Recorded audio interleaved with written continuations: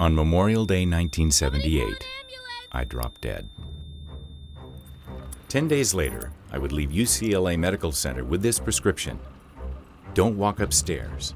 Don't go anywhere without someone who knows CPR. Give up your motocross career. Take heart medication for the rest of your life. You have over a 50% chance of dying in the next 2 years. And if you're lucky, you'll survive sex. That turning point launched my personal quest for optimal health. Without the ability to perform even moderately strenuous physical activities, my diet became crucial to my personal well-being and my survival. First, I went with the U.S. government's conventional advice, following the USDA's low-fat, high-carb food pyramid recommendations. I soon learned that following the food pyramid left me constantly hungry, hypoglycemic, and over-obsessing about everything I ate. I continued searching, reading everything I could get my hands on about natural health. I experimented with a wide variety of eating methods, cleansing fasts, and dietary philosophies to see if they could help me be my healthiest, including macrobiotics, juicing, water fasts, the master cleanse, natural hygiene's food combining, and vegetarianism. I also explored spiritual disciplines and their dietary ideas, and ultimately became a raw food vegan in an effort to find both health and the same inner peace I'd felt during my near-death experience on the running track. For over 5 years, I ate only uncooked fruits, vegetables, nuts, seeds, and sprouts, an experience that inspired my first book, The Christ Diet: Connect Your Cells to Your Soul. But as time passed and life stresses tested my resilience, I didn't feel as good physically or emotionally as when I first began a vegan diet. The defining moment for me was my mother's death at the hands of a drunk driver. My dietary discipline, no matter how well-intentioned, wasn't providing my body, mind, or spirit with the materials I needed to recover from the physical and emotional impact of my loss. In fact, it wasn't long before my inner voice began crying out for real protein. During these same years, as I became a writer and broadcast journalist, we've seen a new national crisis emerge, an epidemic of overweight, obesity, and diet-related chronic disease that is now the #1 killer in the U.S. and spreading unchecked to developed countries around the globe. The confusion for most Americans is that we see and hear so much contradictory advice that we don't really understand what to eat for optimal health. How can we deal with a national obesity epidemic when most of us aren't even sure how to lose our own excess body fat? In fact, 10 years ago, a National Harris poll said 80% of Americans over 25 were overweight, and ABC News declared that Americans are fat and just too confused to do anything about it. The public is confused not because what are known as facts continue to change. The public is confused because what the media and special interest groups and large corporations selling foods, etc., would like you to currently believe is a fact keeps on being changed. 90% of the people that I see have no clue, and they're just jumping from one thing to the next thing on a daily basis. I think we just need to ditch the whole thing and reconceptualize and reteach nutrition. From a very basic point of view, I think we complicate it too much. I have spent a fair amount of time in hospital scenarios, and it's tragic when you see some of the compounding factors of obesity and how it shortens lives, how it decreases the quality of life. So it's a tragedy in that regard, particularly when we're seeing more and more children affected by it. People will not be able to afford the cost of chronic obesity and diabetes and all of the complications that come with that. We're spending $147 billion a year because of obesity-related conditions. And we've seen the rate increase among kids in all communities. In the African American and Hispanic communities, the numbers are even worse. Add to the mix our new personal media devices, and escaping our uncertainty is made increasingly difficult, because we are surrounded by a never-ending cycle of ever-changing diet recommendations and emotionally charged nutritional beliefs. Everywhere we go, every day of our lives. There are 3 things in life which are very visceral: religion, politics, and nutrition. They're all based on belief systems, and none of them respond well to challenge. Essentially, they say, don't confuse me with the facts because in my heart, I know I'm right. A quick Google search on healthy eating reveals literally thousands of contradictory messages, medical entertainment shows, superficial news coverage, inaccurate reporting, and personal opinions delivered as fact. fueling even more confusion. Nobody's really interested in delineating the distinctions here and educating people and allowing them to make an informed choice. We look for sensationalism, and so they create a very false dichotomy right out of the gate that usually the person presenting information like this, Gary Taubes and some other people have been kind of waylaid by these setups, essentially. Health is not simply the absence of disease. Health is being healthy. And a lot of people have no disease, but they never get enough sleep, they can't get out of bed in the morning, they don't have all the energy they need for the things they do, they have to visit a doctor 2 or 3 times, in a 6-month period, they're at their chiropractor every week, they take 2 or 3 over-the-counter pain meds, 2 or 3 anti-inflammatories, a bunch of antihistamines. That's not health. They don't have a diagnosed illness, and they are not healthy. And that's most of the public. The tragic end result of this confusion is that in the U.S. alone, it's estimated that between 300,000 and 400,000 people die every year from complications directly related to their diet. That means in 10 years, 4 million more of us will be dead from largely preventable causes, a statistic that should stop us in our tracks and push us to search for an immediate solution. Yet what remains is an invisible epidemic without a face. Sadly, unless we see the horror for ourselves on live television, as we did September 11, 2001, we don't seem to grasp the very real threat to ourselves and our loved ones. With all due respect to those who lost their lives that day, their friends and loved ones, take a moment to consider this analogy. The largely preventable deaths of the 300,000 to 400,000 people who die every year from disease caused by the diet they eat every day is about 100 9/11s, essentially the same as one 9/11 every 3 days, year in and year out, with no end in sight. Dropping dead was easy that hot Memorial Day in 1978 compared to what I had to face later. That day, at the age of 24, I felt no pain, had no visible scars, and soon moved forward with getting my life back together. Then 22 years later at age 46, due to increasing irregular heartbeats and difficulty breathing, I had to have a cardiac defibrillator implanted in my left chest muscle, which would restart my heart if I collapsed again. The implant was a physically painful and dispiriting reminder of my mortality I could see and feel every day. I didn't know how much time I had left to live, but I was determined to use what time I had to make a difference. This was the beginning of my unprecedented 10-year global journey to find the perfect human diet.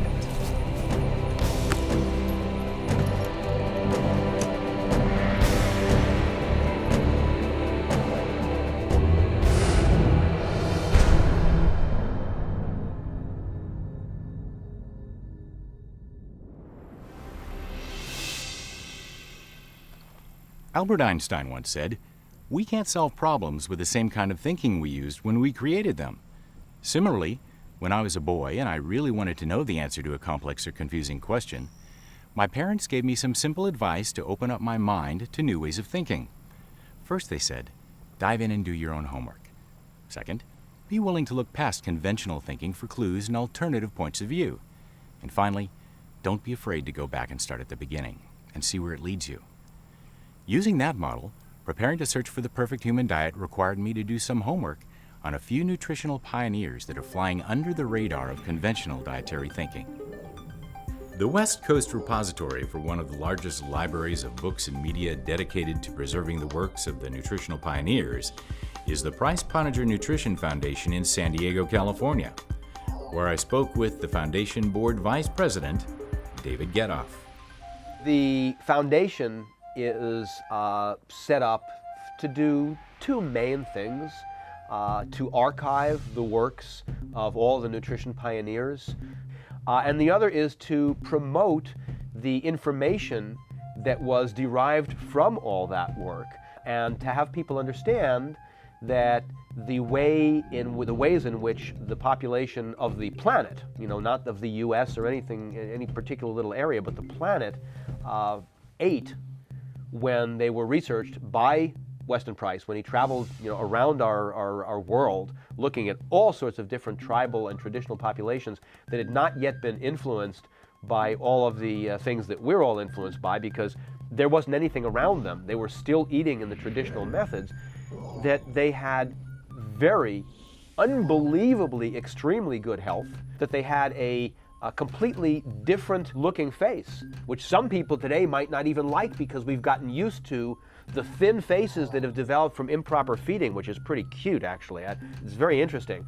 But the jaw structure in the skull was large enough that you didn't have to remove your wisdom teeth because there wasn't room for them. You didn't have to pull 2 or 3 other teeth out for orthodontia and then work on an overbite or underbite. None of those things happened because we were all eating correctly.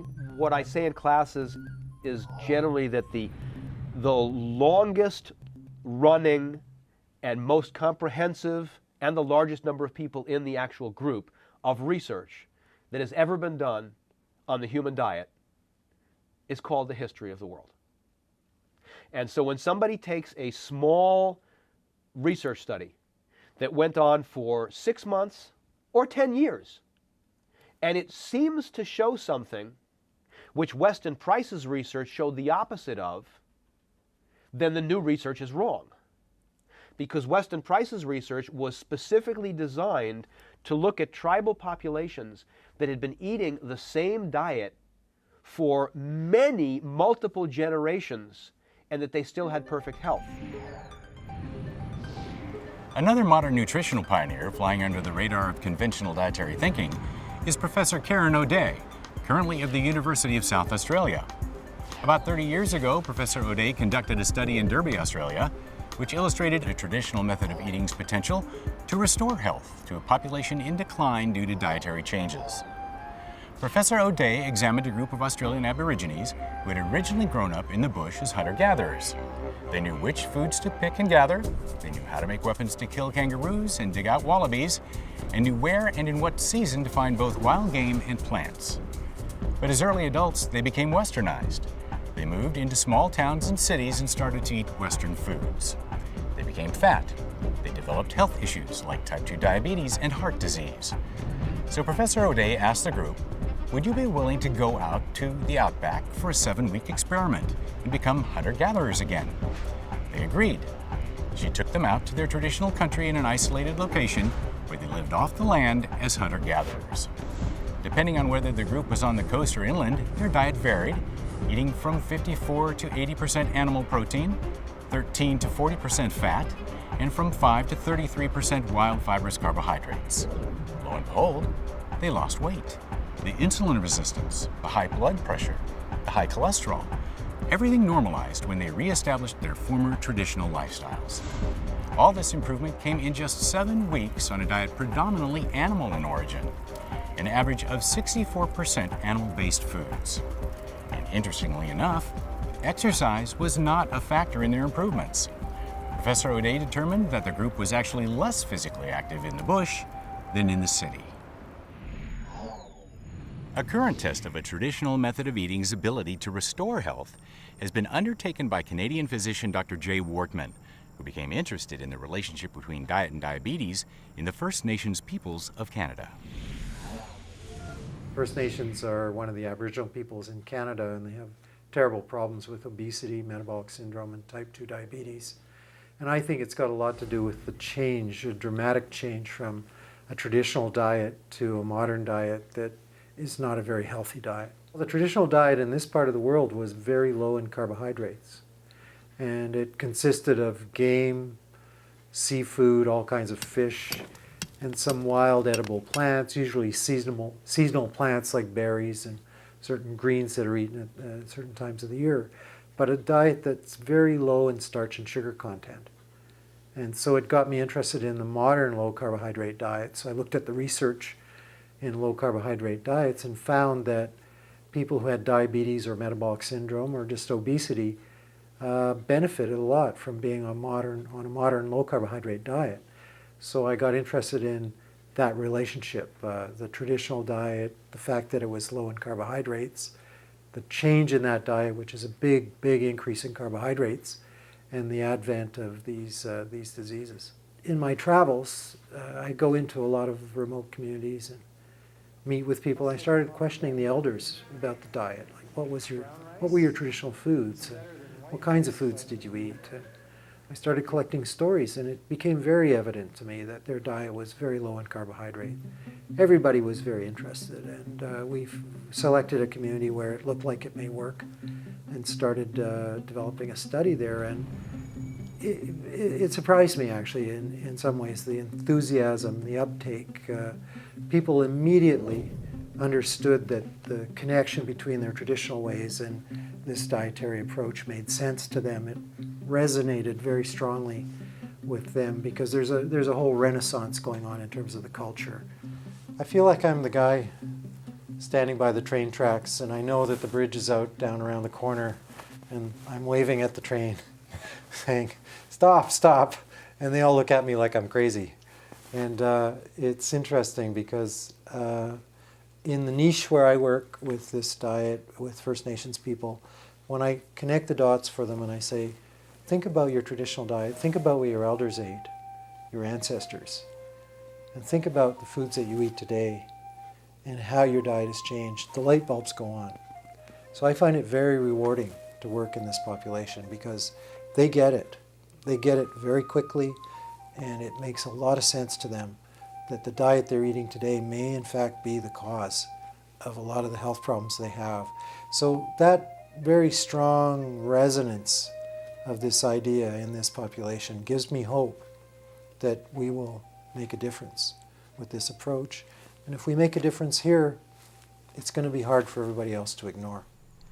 For my next phase of preparation, I began searching for perspectives we are unlikely to hear in the mainstream media's coverage of popular dietary advice, beginning with vegetarianism. Coincidentally, the San Francisco Vegetarian Society's 7th Annual World Vegetarian Festival opened just as I was preparing to start my trip. It seemed like a perfect opportunity to hear the current thinking in the vegetarian and vegan world from both the participants and the movement's professional leaders. How you doing? Reading a documentary called In Search of the Perfect Human Diet. Somebody want to talk to us about your magazine and what you do and why you're here and all that good stuff? It's a perfect fusion of both my passions, vegetarian lifestyle, even a focus on veganism with the whole publishing aspect of a magazine. And you're vegan? I'm vegan, almost lifelong, since I was 2. Really? That's pretty amazing. I've been vegetarian 22 years. I'm just recently vegan though, so I'm vegan now.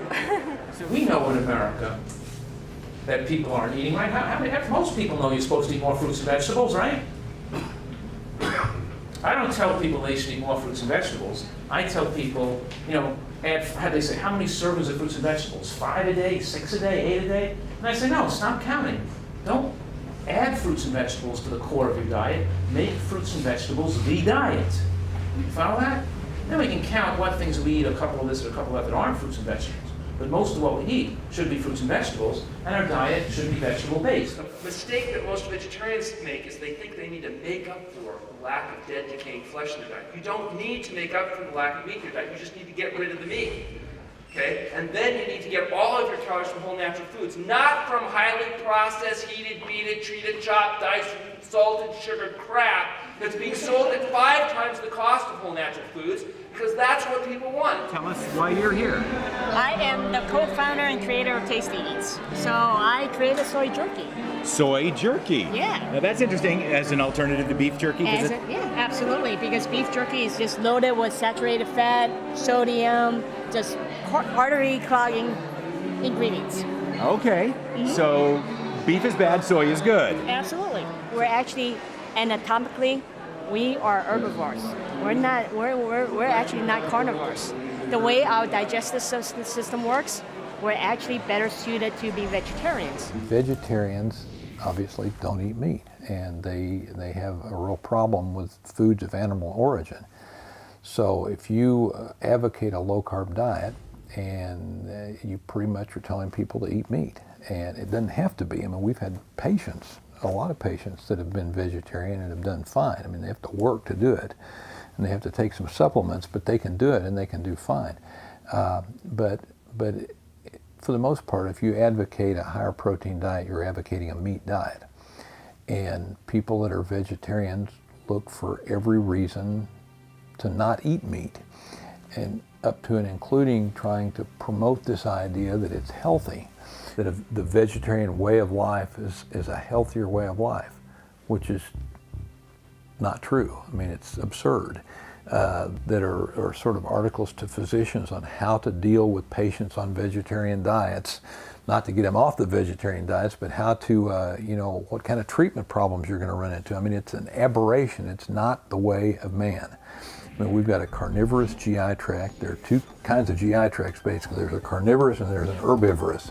And an herbivorous GI tract is, you know, got multiple stomachs, a lot of herbivores, because the nutrient density in plant foods is so low. But animals, cows that eat grass and things like that, that's really not very nutritious. They have to eat all the time. A lot of these vegetarian animals regurgitate their food and rechew it and re-swallow it. Some of them even eat their own feces to recycle it to try to extract every little bit of nutrient out of it. But the main thing is they have to eat all the time. And we don't do that. We can eat once a day and do fine. We can eat once every 2 or 3 days and do fine, just like lions can. I mean, we've got a carnivorous GI tract. So, and vitamin B12, which is only found in foods of animal origin, is essential to us. I mean, if we don't get vitamin B12, we die. It's an essential nutrient. So that right there, in and of itself, with nothing else, is an argument against the fact that our natural state is as vegetarians. It's nonsense. What is commonly referred to as the low-carb diet, recently gaining wider media and medical acceptance, reframed as low glycemic, had its beginnings in 1863 with the first popular diet book ever written, Banting's Letter on Corpulence, addressed to the public.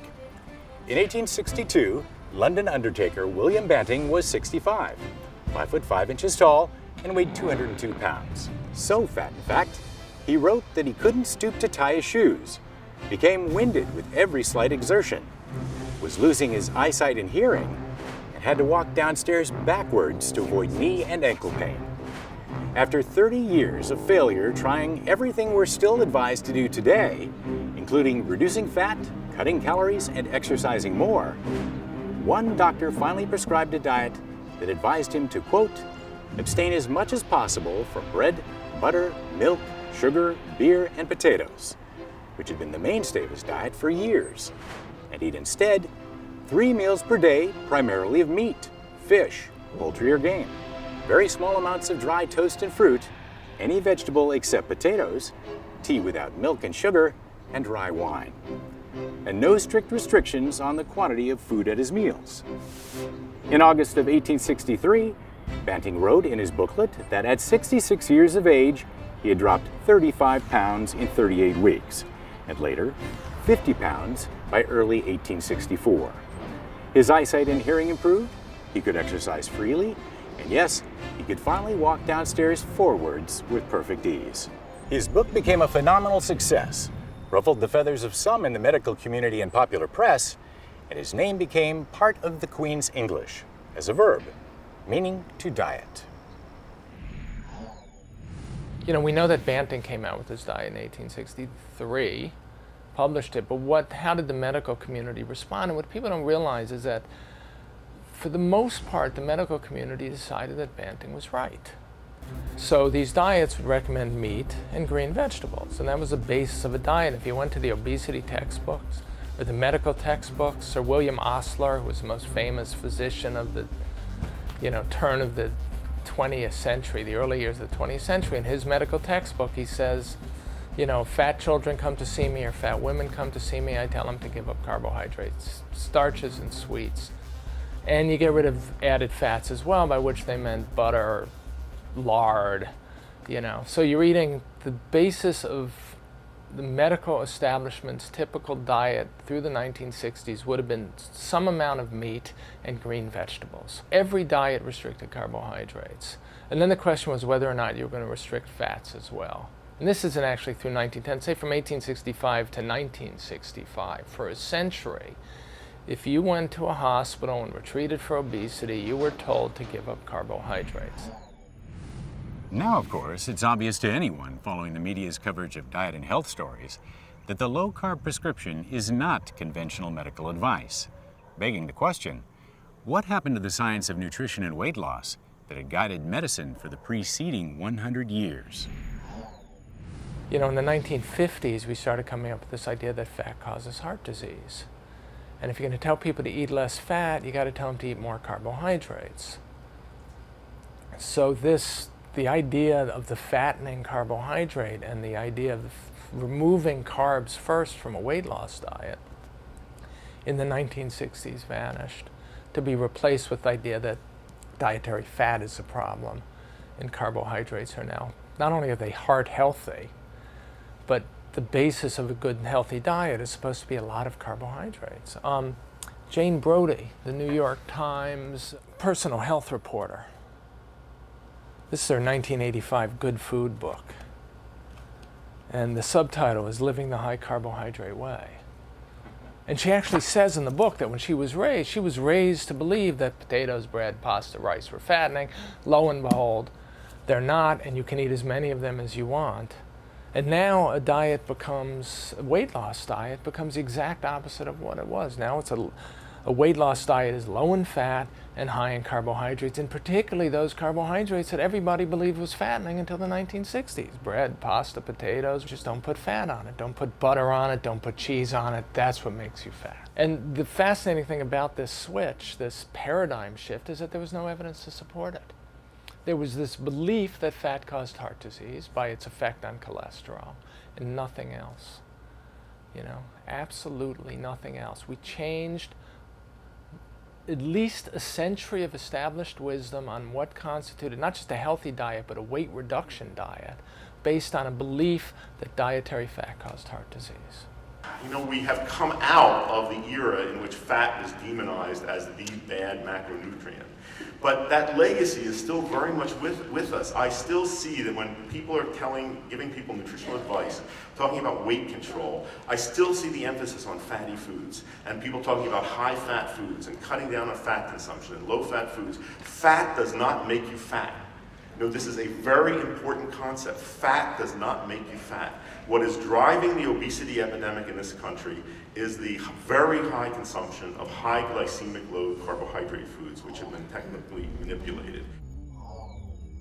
The famous Framingham heart study was used to promote margarine and other foods that did not contain saturated fat, but in fact, this study found that those who ate the most saturated fat, the most cholesterol, and even the most calories weighed the least, had lower levels of serum cholesterol, and were more physically active. So the three biggest risk factors for heart disease, or what we consider risk factors, were lower in people consuming more saturated fat.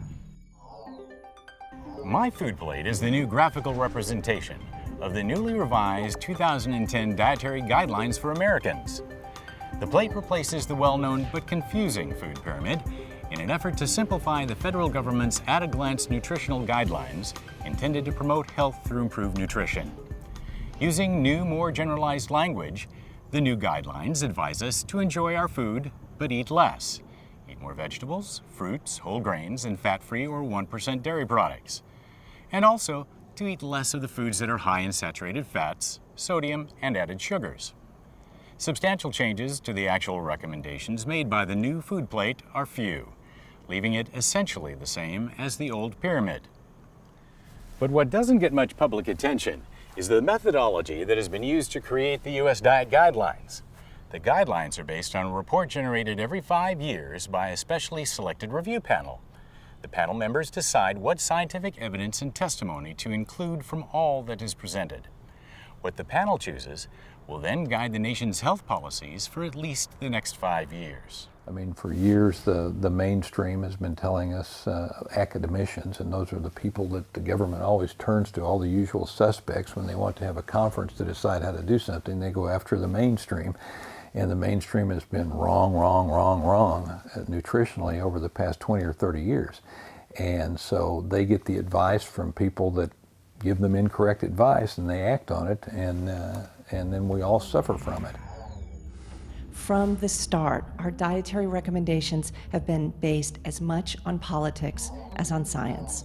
The first set of dietary goals were written by political staffers, not by scientists or nutritionists. They were based then, that first set, on the as yet unproven theory that reducing dietary fat would reduce heart disease, diabetes, and obesity.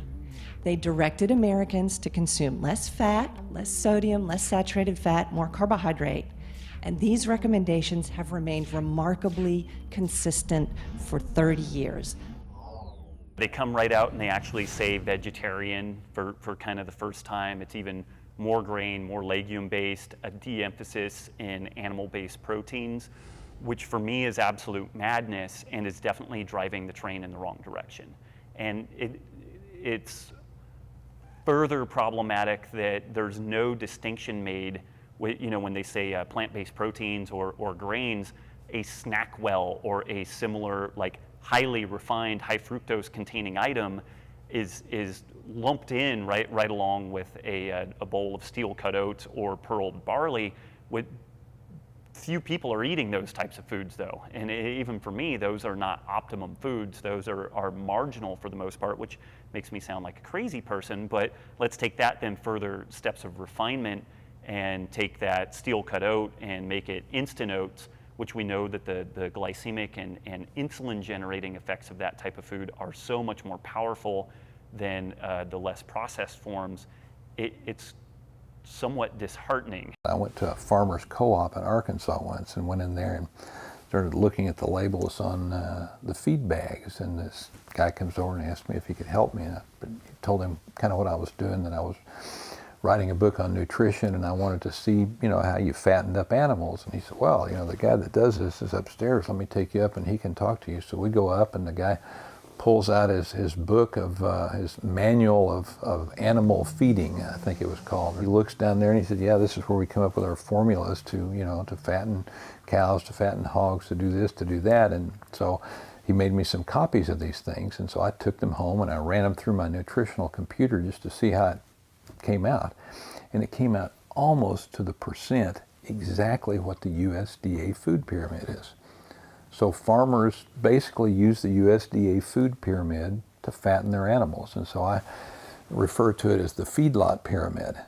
Now with initial preparations complete, it's time to start at the beginning of human evolution to see where it leads us. I traveled to the University of Colorado in Fort Collins to meet with America's leading expert in evolutionary nutrition, Professor Lauren Cordane.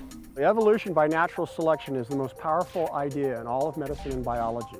It's only been within the last decade, maybe 15 years, that the scientific and nutritional communities have become aware that indeed our nutritional requirements are shaped by our evolution. Probably about 1987, I read the classic paper by Dr. Boyd Eaton from Emory University called Paleolithic Nutrition that was published in the New England Journal of Medicine. And I thought that was about the best idea I've ever heard of in my life.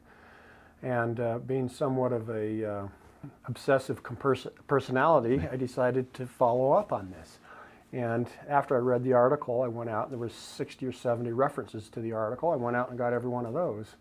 And I read every one of those. And if you're a scientist, you realize that every article has references. And you basically can reference every paper that's ever been published ever. And so I started to read these articles, and I started to put them in piles. They started to form these patterns, like milk, problems with drinking milk, problems with eating grains, problems with vegetable oil, and so forth. And then I started to file them. And you see these filing cabinets in here. I now probably have 10 or 15, 20,000 scientific articles. And they started to form sub-patterns, and that patterns and blah, blah, blah, blah. And so I started to get this insight into the whole thing. And one of the days, finally, in the early 90s, I got up the courage to call Boyd Eaton, because he was kind of my hero. Called him up on the telephone, and he's a gentleman by the true sense of the word gentleman. And he, of course, entertained a telephone conversation from a complete stranger for about 45 minutes. And at the end of the conversation, he goes, well, it sounds to me like you know more about this than I do. To better illustrate the concept of evolutionary nutrition, Professor Cordane took me down to the football field to give human dietary evolution a sense of scale. 2 million years ago was the very first appearance of a member, one of our ancestors called Homo erectus. And so we believe that this is the first member of the human genus Homo, which means man. And we believe that this is a crucial step in the evolution of the human diet. So this is basically the starting point. And we can go back 500,000 years earlier, and that's when the first stone tools were made. But the first appearance of people that were anatomically very similar to us from the head down starts about 2 million years ago. Then Homo erectus leaves Africa and crosses into Europe. We find Homo erectus for the first time in a place called Dmanisi. Dmanisi is dated to about 1.7 to 1.8 million years ago. This is the first time we see Homo erectus moving to 40 degrees north latitude.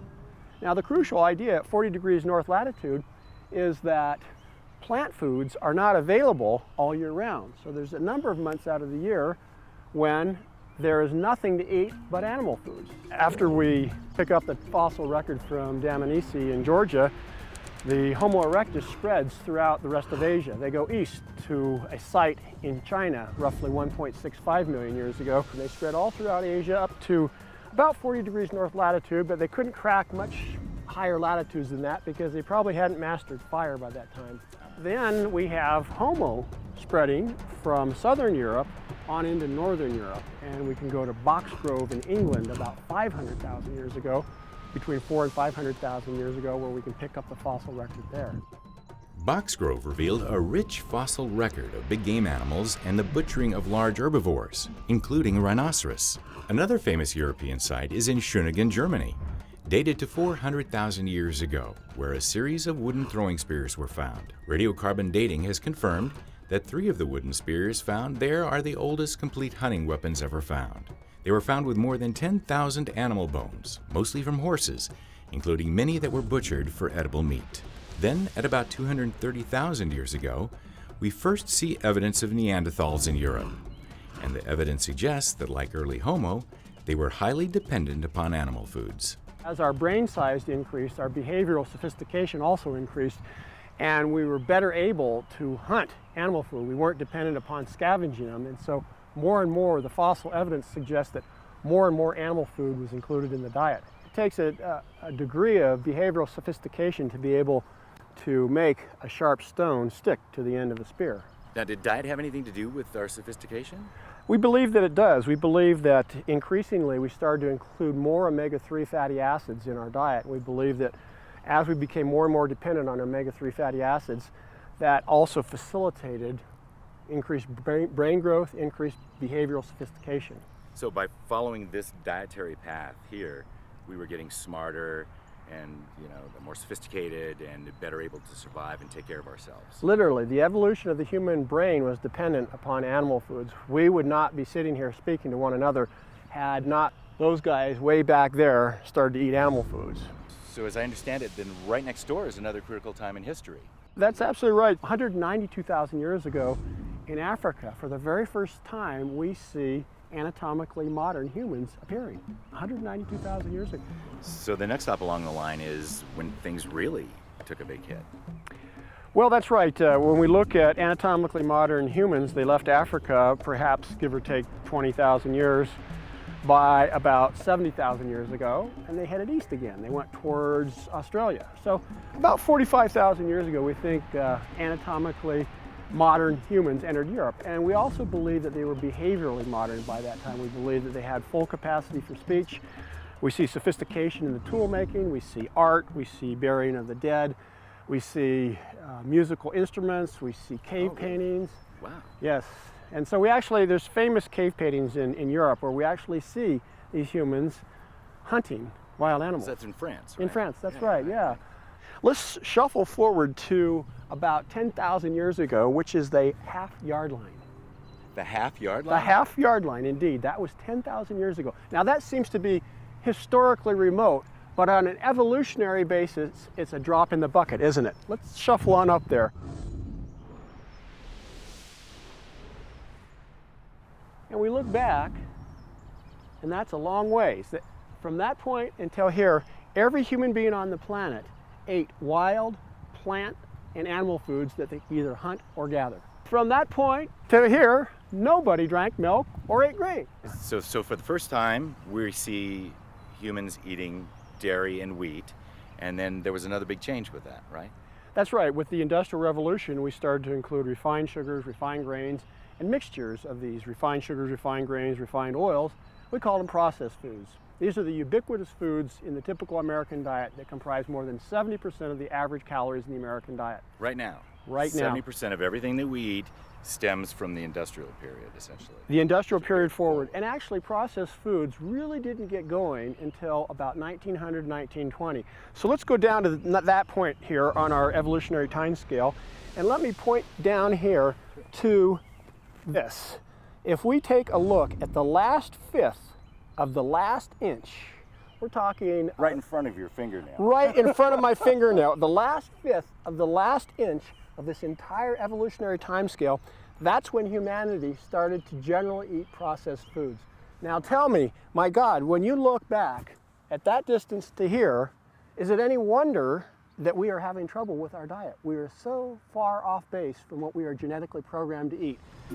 The second leg of our search takes us to New York City, first to meet with the American Museum of Natural History's Gary J. Sawyer, physical anthropologist.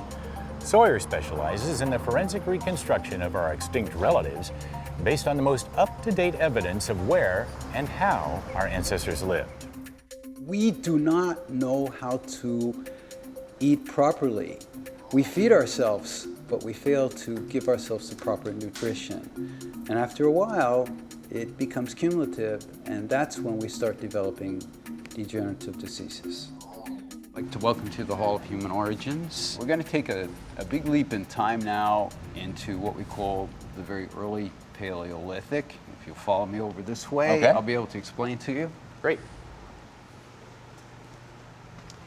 We're now 2 million years into the past. What I'd like to point out is the environment where these people lived.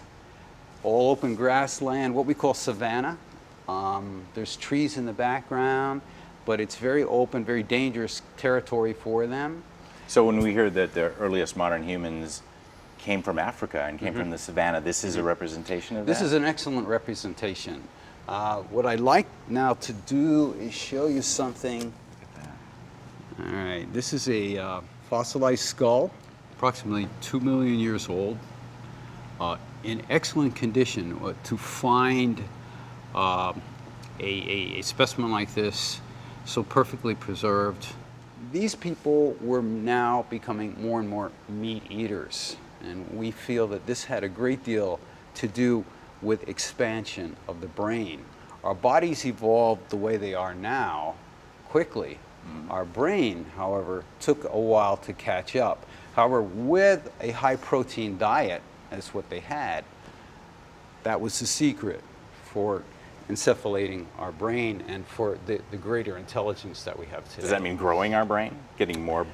Yes, it does. It okay. does. Yeah, they would actually crack open the skulls of these animals and actually get the brain tissue out, which is high in cholesterol, break open the long bones, and get the marrow out and eat that. So already early fossil humans were consuming meat. Right, okay. and that made a big difference in our evolution and how our brains developed. We believe it made all the difference in our evolution. If we had stayed as vegetarians, in all probability, I wouldn't be speaking to you on this particular high level of intellect. This is a diorama that features anatomically modern humans, just like you and I, albeit very primitive. If you look at the background, they're living in a tundra environment, but they've already constructed a house, a very interesting house made of mammoth bones. It's all mammoth bones? It's all mammoth bones, correct. These are what we call anatomically modern humans, just like you and I, identical in all respects, same form of intelligence, everything. However, they're still living in the Paleolithic, which means that their diet, so to speak, is lean meat, any form of vegetation they could get, fruits, berries, nuts, fish, okay? Everything is coming from a world that was pristine. as opposed to a world today that is highly polluted, okay? The humans here are modern like you and I. They are clothed. We know that they use needles to sew their clothing. They're actually burying some meat right here. Oh, right there. Right there they are, right? So their refrigeration system. Their refrigeration system. Okay, so they're advancing considerably, okay? They're still what we call in the Stone Age. They're still making their tools of stone and bone. No metal exists before this. Okay. So we're roughly dealing with a period maybe 30, 40,000 years BP before the present, all right? Okay. Just before a big change would start taking place in human evolution. A change we call a dietary change. So this is just before the beginning of agriculture, just before the big switch over in a different phase of human evolution. Right. And this was nutritionally superior, this kind of diet. This represents the pre-agricultural age. After that, we start to decline. Things change. Things change. The foods that were available to them in nature is what helped move evolution forward, right? We believe so, definitely. You know, it was a struggle. It was a struggle. It was survival of the fittest. And today, we are it. We're the end product of that long survival. Also located in New York is the Wenner-Gren Foundation for Anthropological Research, who supports significant and innovative research into humanity's biological and cultural origins, development, and variation. Evolutionary anthropologist and president of the foundation, Leslie Aiello's research focuses on the evolution of human adaptation, including evolution of diet, the brain, language, and cognition. What we call the ideal human diet depends on what we call human, because we've had 7 million years of human evolution. That being defined as the time that we separated from our closest living ancestors, the chimpanzees. But throughout that 7 million years, we weren't human as we would define it today. And for probably 5 million years throughout that time period, if we saw one of these ancestors on the street, we'd recognize them as an ape standing on 2 legs. And their diet was correspondingly different. It wasn't identical to modern apes. But what we think is they were subsisting primarily on vegetable materials, fruits, leaves, that type of thing, supplementing, of course, with a bit of animal material. But at about 2 million years ago, we think the change really happened. And at this time, our ancestors, we call them Homo erectus, were radically different in body form. They were about 50% again as big as these earlier ancestors. And if you saw them on the street, they would look more like us. They would have the same body proportions, long legs, relatively short arms in relation to those legs, and very importantly, smaller teeth and jaws. Now, this indicates that there was something definitely different about the diet of these ancestors at 2 or 1.7 million years ago. The question is what was different. Many of the earliest modern humans were actually also very big individuals. And so, so this idea that our early ancestors were small people and we've just gotten bigger since then really isn't true. And it looks like, there were periods, from these large individuals, many modern humans are much smaller.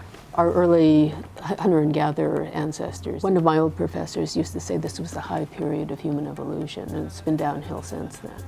Because they were eating a huge diversity of foodstuffs. We go to the supermarket and when we make a salad, we think that we're eating a lot of different types of veggies and all. But in comparison to what our early ancestors were eating, this isn't true. They had a huge diversity. Once you start agriculture, you seriously reduce the variety in your food. And this also reduces the variety of nutrients you get.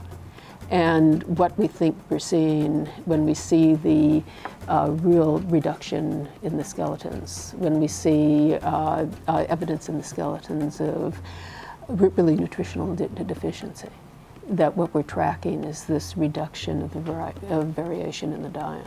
We aren't getting what we're built to need. And I think that that's the bottom line of it. In 2003, at a symposium on the evolution of the human diet, the known, the unknown, and the unknowable at the University of Arkansas, one remarkable development caught my attention above all others presented, that we were just now entering a period of exploding scientific understanding, with rapid changes in scientific technology bringing to light new facts about the human diet that were previously unknowable. 3 years later, when I was interviewing Professor Cordain, he said, "You really should talk to Mike Richards at the Max Planck Institute. He's got some new technology that can tell you exactly what humans ate in the past." On my way to Leipzig, Mike suggested I visit one of his department's dig sites in the south of France to see the human nutrition discovery process from start to finish. They came here, they were butchering these animals, they were leaving behind the bones and the stone tools. We want to know a little bit more about that. Were they cutting off the meaty parts and taking those with them? Do you find evidence of those parts still here? What exactly was the process that led to the creation of this thick deposit of bones? Well, you're standing in the site of Jonzac, also known as Chez Pinot, Middle Paleolithic and early Upper Paleolithic site that was really, it was discovered in effect 100 years ago when they cut this road that we're standing in. They cut a road to get access to the limestone face here, which they then quarried. And when they built this road, they sliced through the site. And you can probably see the richness of the archaeological levels there. You see that tag that says SW08, and all those dark things in the section are stone tools. Oh. And so it's a very rich layer that appears as well down here. They didn't report it to anybody official. It didn't really make it into any publications, and the site went unnoticed again for about 100 years. And it was in the 1990s that a French geologist working in the region came here and took advantage of the road cut, came across the stone tools and the bones in the section, and brought it to the attention of a local French archaeologist. What we do is we study the bones and stone tools left behind by first Neanderthals and then modern people at the top of the sequence, and reconstruct what kinds of stone tools we find and what kinds of animals they were hunting at what periods, and indeed were they hunting, or were the bones brought here by other kinds of animals like various kinds of carnivores and so forth. And are these all animal bones at this point too? Yep, all animal bones. And then that brings us up to this layer of large limestone blocks that you see. Below those limestone blocks, we know it's Neanderthals. Above those limestone blocks, we know it's moderns. And during that time period represented by those layers there, the change happened. And then what happened when those two groups met each other? Right. Did they indeed meet? What was that interaction like? And here you would have had hundreds of thousands of years of Neanderthals living here, well adapted to this region, doing perfectly well, probably. And then in come these modern individuals. How did they react? What exactly happened? Well, and thus far, when it comes down to diet, can you tell from, besides the reindeer, obviously the animals that were here, can you tell us what they ate? Well, the evidence, for the most part, is going to come from the bones, because that's what's preserved. You have a large team here of individuals studying the fauna, and they can tell you a little bit more in detail about the kinds of things they're finding. That they're finding down there. We have found lots of reindeer during the excavation, and as you can see, long bone of reindeer, and we've got a scapula of reindeer there, just there, and lots of rib. Is the preference for reindeer because reindeer was the animal that was here, or do we have a lot of reindeer because they really wanted reindeer and there were horse and bison around, but they ignored those? Those are the kinds of questions. More selective. Exactly. Is there anywhere in this layering that you said Neanderthals completely disappeared? You don't find Neanderthals after that layer of roof fall. Moderns came in. So modern humans more like us? Yes, exactly like us. Exactly like us. They were modern humans. They had a brain that was organized, as far as we can tell, like ours. So you have to imagine these Neanderthals being extremely capable hunters, extremely capable at surviving in this environment. They were very intelligent, bipedal hominins, successfully adapting to this region, but yet at the same time, not quite us. Not quite. To me, that's what makes them so interesting. we want to really understand if those Neanderthals were encountering anatomically modern humans, because we want to understand if they interact with each other. Because right after that, they disappeared. And of course, one of the big questions is why did they disappear? And what happened when they disappeared? It's certainly one of the bigger questions is, I mean, it's kind of fun. Why to are we imagine. here and they're not here? Yeah, exactly. Yeah, that exactly. kind of thing. What happened? What happened exactly that our species is the one that was left standing? Would you say, based on the archaeological evidence, that they were healthy compared to humans today? Well, fortunately, they were healthy, because we would not be here if they were not healthy. All of the fossils excavated at the dig are taken a few miles away to a field lab where they are identified, bagged, labeled, and logged prior to being taken back to the Department of Human Evolution's laboratories in Leipzig, Germany. Department Director Jean-Jacques Blanc spoke with me more specifically about what the Institute's research has discovered about early modern humans' health. Well, if it looks like Neanderthal and modern humans evolved as hunter-gatherers, were we healthy then, and were we healthier than now? Well, I'm sure that they had a lot of troubles with their health, but very different kind of problems than the one we have now. We live in a society which is very safe. We don't have much accidents. Although we have violence, it's limited. And so we are mainly preoccupied with all the health problems related to our diet and our way of life. I think for the Neanderthals or for the first modern humans in our regions, they were mostly preoccupied in finding food. And the kind of problems they had in their daily life with their health was basically related to all the kind of accidents they could have looking for food and hunting animals. It's very unlikely that they had a lot of obesity. What we can say, just looking at their skeletons, is that they look like very tall, very strong, and very healthy people in general. From the farmers, we have to suffer sometimes some kind of misadaptation related to the fact that initially we were not really made to eat so much cereals and sugar and things like that. The next destination is the Max Planck Institute for Evolutionary Anthropology's Department of Human Evolution in Leipzig, Germany. Professor Mike Richards' research involves the application of stable isotope analysis of bone collagen to determine human and animal diets, as well as dietary changes in prehistoric and historic Europe. These are the things that I think people are completely confused about. I mean, I certainly was growing up. You just think that these are, it's good to have a glass of milk and it's, that's good for you, and have lots of cereals every day and these kind of things. But when you really think about it, you realize that these diets are not so good for you at all. I run a group that's in a field called archaeological science. So we specialize in applying, sort of hard science techniques to anthropology, archaeology. And I understand you're also working with early human diet here? Yeah, my main specialty is diet. I study bone chemistry as a way of getting at what the diets of people and animals were in the past.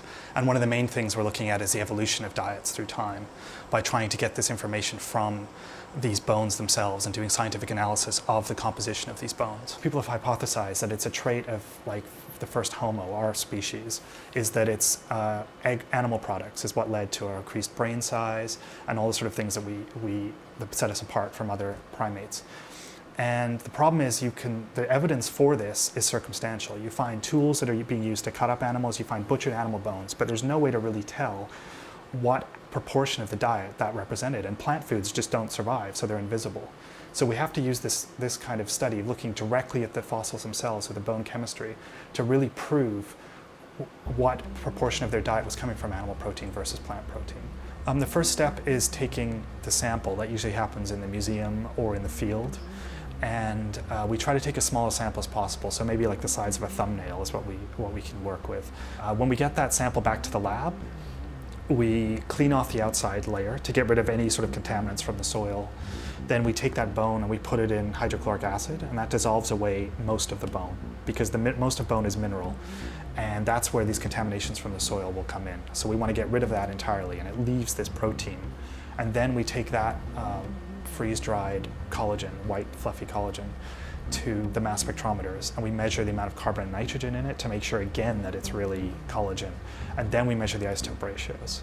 And when we get those numbers, we compare, for example, Neanderthals to animals that lived at the same time. So you know that if you have reindeer, you know they're herbivores. And then if you have wolves, you know they're carnivores. So you build up this whole sort of food web with isotope values, and you see how they all fit in. But when we pick up this story with the Neanderthals, which is the first time we can, then we do see really they are getting all their protein from animal sources. So as predicted, we pick that up. And then we see with modern humans as well, the same thing, that they're very successful because they're eating mostly animal protein as well. And very little plant foods in Europe, but a larger range of animal foods, including, I think, fish was a big part of modern humans. So that's the idea we have of sort of the Paleolithic diet, that we see it for modern humans. It's a lot of animal protein, I think. I spent a lot of time working on Neolithic and post-Neolithic sites as well. And there you really do see the humans with much lower nitrogen isotope values, and they're clearly getting a lot of their protein from plants. As agriculture moved. As agriculture moves in, yeah. But before that, they had the same kind of values as the Neanderthal? Yeah, except for this addition of these extra of fish. That seems to be the big difference. Main difference. Yeah. So until agriculture, were there any modern human vegetarians? I really don't think so. I do not think so. And actually, it's extremely hard to find vegetarians, even ethnographically or archaeologically. In all the studies, we've measured thousands and thousands of humans from all over the world, and I think we've yet to find a vegetarian or vegan. There's no way. Sometimes we do, but then we go back and realize that we actually sampled a cow or something by mistake. Yeah, there are no vegans until recently. So when you get really big villages, people crowding together and having a really high, I guess, amount of cereals in their diet, and you really see a difference in their bones. And these diseases that you would never see, you never saw in the Paleolithic, you start to see in kind of high abundances. So does it make scientific sense as well as logical sense that we can learn things from their lifestyle that would then apply to us?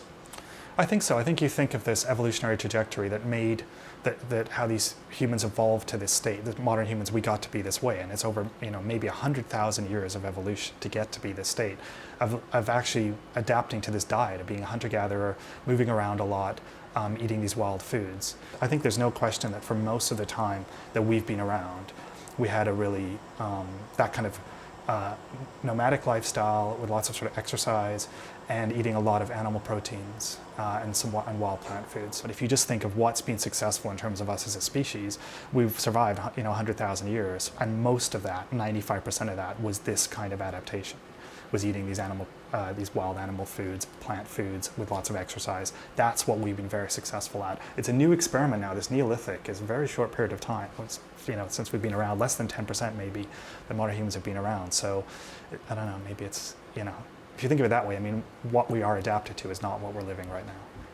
This kind of Paleolithic diet, I guess, is probably the most optimum for modern humans. It has to be. It's what evolutionary pressures got us towards, and we were successful in that kind of diet. So I think it's got to be the best diet for humans.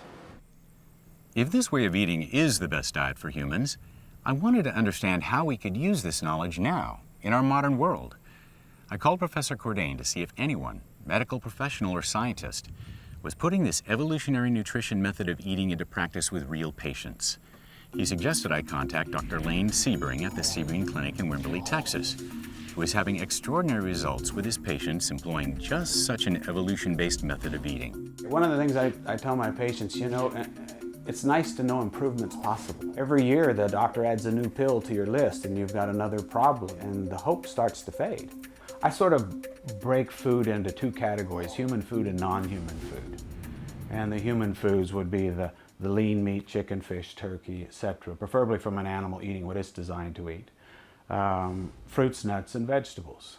The non-human food would be the grains, which is probably the worst problem we've got. Dairy after 2 years old. We're not designed for dairy after 2 years old, certainly not from another animal. beans and potatoes. And so those are the simple categories that I put them in. And people understand that, I understand that. And it helps me to make choices. Grains cause us to lose height. They cause a narrowing of the sphenoid bone here. Our bones aren't strong enough to support the full weight, and buttress the skull, and so this is narrowed.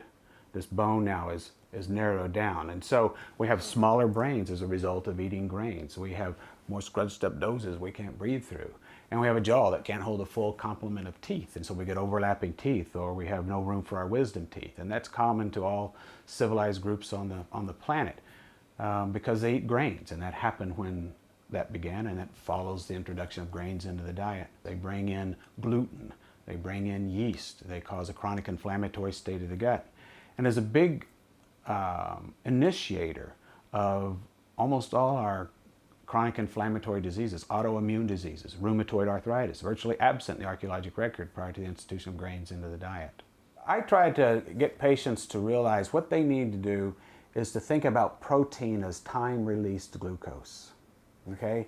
You think about protein, the liver can take protein and turn it into glucose in a time-release fashion. Work harder makes more, okay? That's how we're truly designed. How beautiful is that? So you got steady energy all day long. But if you eat a bunch of carbohydrates, then the insulin level goes up and insulin goes to the liver and shuts off the conversion of protein into glucose. So now, if you had a steak for breakfast, you can't get to it for energy, you see? And so your sugars are going to start crashing pretty soon. And at that point, the only way to get it back up is either to rest a little bit, and you can sort of stuff more protein in, and then that'll bring it up. But a lot of times at that point, they're craving carbs. They want something quick, they want it now. And they don't feel good. Each meal should start with a major source of protein. Surround that with all the vegetables you want.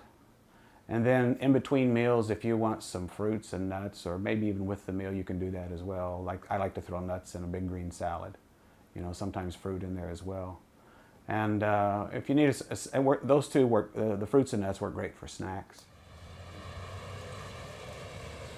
Doctor, here we are at Brookshire Brothers Supermarket, local Right. supermarket here in town. Right. And most people shop in a regular supermarket, and you know they want to really know and understand what they should buy and what they shouldn't buy when they go shopping. So how about we go inside and you show us what to do?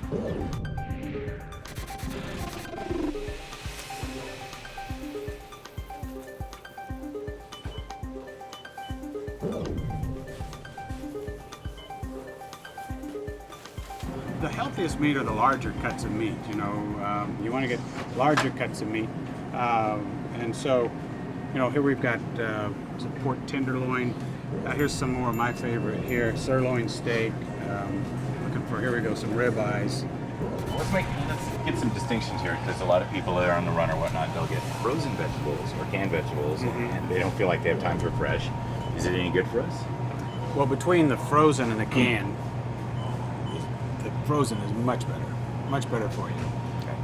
It's not, they often add some salt, but here's some collard greens, etc. But these are frozen. They're usually quick frozen, and so maintain their freshness. In some cases, the frozen can be even better than old, fresh, that's been laying around for a while, because this sort of, for the most part, can stop any sort of decline by freezing. Romaine lettuce is much better for you than the iceberg lettuce. Has a lot more in it. It's just a lot more nutritional value. A lot more nutritional value in it. The color tells you an awful lot. The more color it's got, the better it is for you. Unfortunately, sometimes you have to be careful because there's an awful lot of pesticides used in red bell peppers and strawberries and a few things like that, because they have to do that if they're not going to be grown organically. Here we've got some beautiful fruit. Each one of these is going to be loaded with nutrients. It's really hard to overdo this. If you're diabetic, you need to be careful not having too much fruit. Right, because one of these a day. There's still a lot of fruit sugar in fruit. There is, right, fructose. And fructose can do some bad things to you in high amounts. Right. Especially if you're diabetic. Exercise undoes that damage, by the way, and that's another lecture. But this is an excellent source of, especially of energy through the day. You know, eat half an apple in between a meal. It's great. You know, and then eat the other half later. Or an orange. It doesn't really matter. You should eat the orange and not the orange juice. Orange juice can be way too much sugar. People hear a lot of times whole grain oatmeal. Whole grains have problems, nutritional problems, that the refined grains don't. So you can't win either way. Oh, they have their own set of problems. Their own set of The problems. whole grain thing that's coming up now actually creates It's a a new gimmick. set. Oh. It's a gimmick. Okay. They're touting whole grain. Sounds kind of like wholesome. Yeah. They have hearts on there, right? Healthy for your heart. Right. That's what and that's what we're led to believe. But it's marketing. So what are the new problems that you get if you have a whole grain? Well, again, it holds a lot of the minerals in the gut. You can't absorb those. Okay.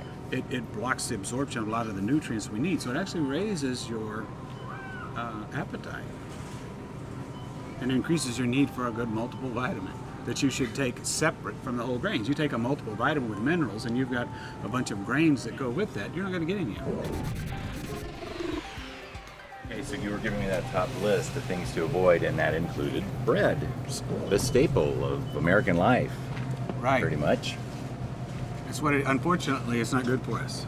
Okay. If we don't change some things, we're not going to fix this problem. So here's a white bread. There's not much in here that's good for you at all. It blocks the absorption of nutrients. It promotes osteoporosis, etc. It's sugar. 2 slices of French bread, a 1/4 cup of sugar, and a medium baked potato are virtually identical. Oh, okay. So 2 pieces of French bread are the same as a 1/4 cup of sugar. Exactly. Baked potato, same as a 1/4. Some cup of people, sugar. the sugar goes up faster with the bread than it does with the 1/4 cup of sugar. Really? Yes. Now that's interesting. Yeah. So- Not everyone, but but some people. So- And here we've got oatmeal bread. Yeah, this is There you go. This is supposed to be good for us, but it's not. This actually has problems that this one doesn't have. Okay. It actually holds more of the minerals into the gut from being absorbed than this one does. Because it's got the whole grain. It's got the whole thing in so- there, and those molecules bind up a lot of our minerals that we need. So this whole grain push that's going on now, kind of coming out of the whole against the low carb thing. They're right. saying, "Oh, this is much healthier for you." It's not. It's just not accurate. It's a marketing strategy, much like selling us on soy. Okay. Okay. All right. So there's really not good for you. Okay, this is a no. Very good. This is big on the no list. Big on the no list. Now, okay, here's a perfect example of something that could be marketed as fat-free, and fat-free is supposed to be good for us. Let me come around this side. Fat-free is supposed to be good for us, but in fact, and there's no fat in here. So it's fat-free, but there's nothing worse for you on the planet than to eat all this sugar. But it's got butter right on the front. Right, but it's not. There's So no it's butter, just fat-free, sugar. and there's nothing worse for you High than fructose this. corn syrup. Ah, okay. This is what you're really trying to avoid. Clogs up your arteries. That's the number one ingredient. So that's about all it is. Ah, okay. After that is salt. So there's nothing in there that you want. Right, and that's true for probably most of the syrups and those kinds of things. Then you've got the sugar-free version, and then you have to worry about what have they put in here. It's probably not found in nature. It's probably something completely manufactured. Our body knows nothing of what to do with it, and often works as neurotransmitters in the brain that mess up our thinking, cause fogging of thinking, etc. Even shown to produce depression. Here's something off the shelf. Look at this. My goodness, it almost looks like candy.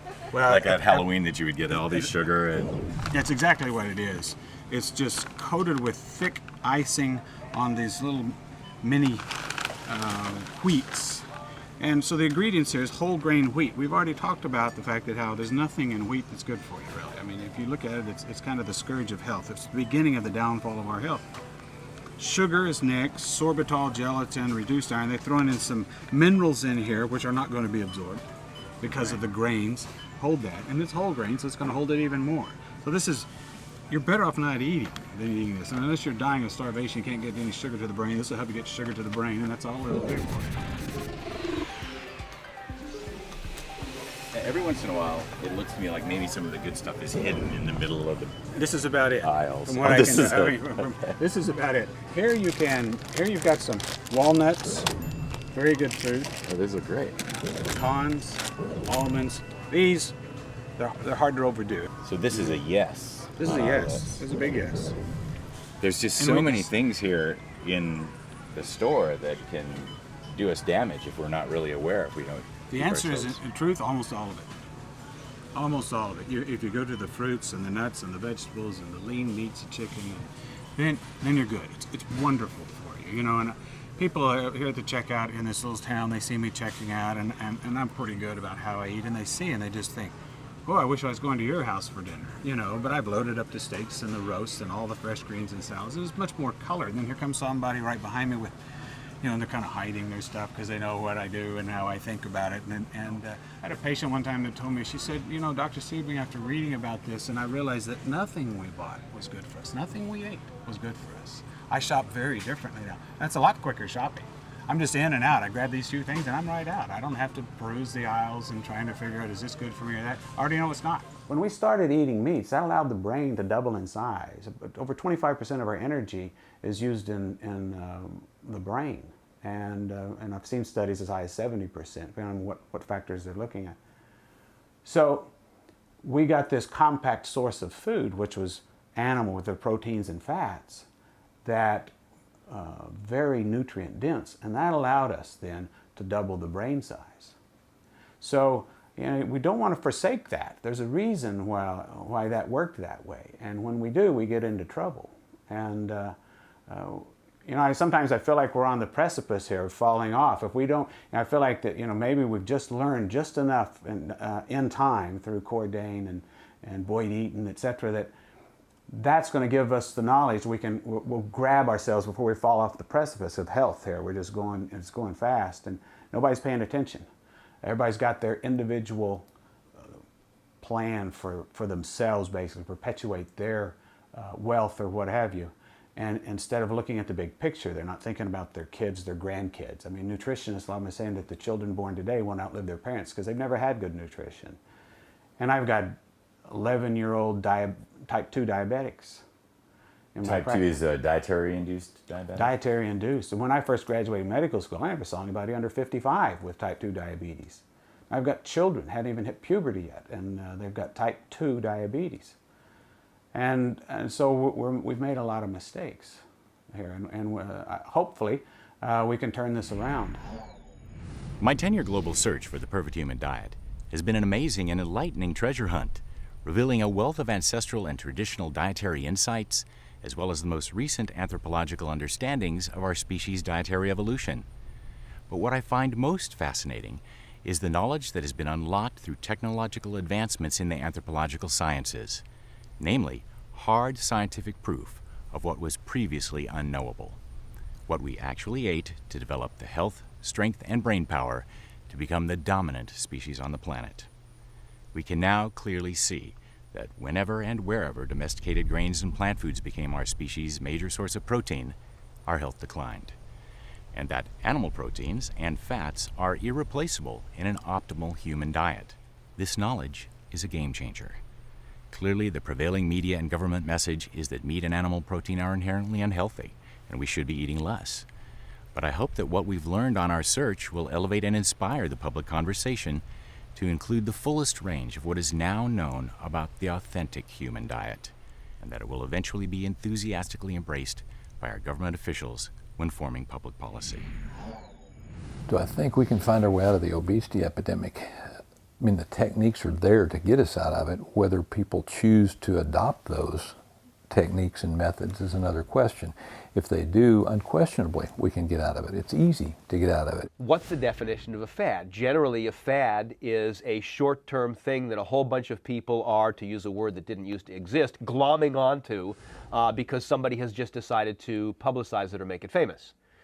And so let's see, could a fad diet be something that our ancestors were eating for thousands of years?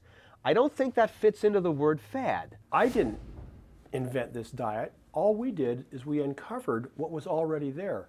We uncovered the diet that all human beings ate on this planet until 10,000 years ago. So we did detective work in finding out what that diet is, But don't attribute this diet to me. There will be other scientists that will come along, but the fundamental tenet of this diet will not ever be shown to be wrong, because it's based upon our genes and it's based upon evolution through natural selection. I think you have to go back to what we are being most successfully adapted to this point. So I think the processed, the refined sugars, you're going to get rid of those. I think you have to have more exercise. That has to be built in. Our Paleolithic humans were moving around all the time. There's a lot of exercise. I think meat eating is important, and processing food, like cooking meat and all those kind of things. It's what separates us as a primate from the other primates, I think. We have the same biology that our ancestors did, and that biology is oriented toward the lifestyle, including the diet, that they enjoyed at that time. Very often the word convenience comes up. Well, this is not convenient, that's not convenient. And I've said over and over and over again, health is not convenient, but it's not half as inconvenient as a fatal illness. Which would you like to choose? I know that for me, once I understood the full story of our dietary evolution, it made sense to embrace the perfect human diet's optimal method of eating in order to live a full, healthy, and happy life, especially given my heart condition. I've been eating this way for more than 5 years now, and much to the amazement of my doctors, my blood work clearly illustrates that was absolutely the right decision. But what gives me the most hope that we can solve our epidemic of obesity and chronic disease is that there is both a new groundswell of interest in ancestral health, and more practicing physicians like Dr. Lane Sebring are successfully using these evolutionary nutrition principles with patients, proving daily that eating a perfect human diet of human foods and eliminating non-human foods makes sense, ends patient confusion, and most importantly, is both practical and sustainable. Thankfully, we don't have to wait for the government or the media to expand their scientific understanding to take advantage of these crucial discoveries. This is a method of eating any of us can adopt, beginning with our next meal. As David Gethoff pointed out earlier, there are those who will cry that this is just another fad diet, a passing obsession that will be forgotten in a few short years. But when I asked Lauren Cordain's colleague Dr. Boyd Eden about that misconception, I think he summed it up perfectly. If this is a fad diet, then it's a 2 million-year-old fad.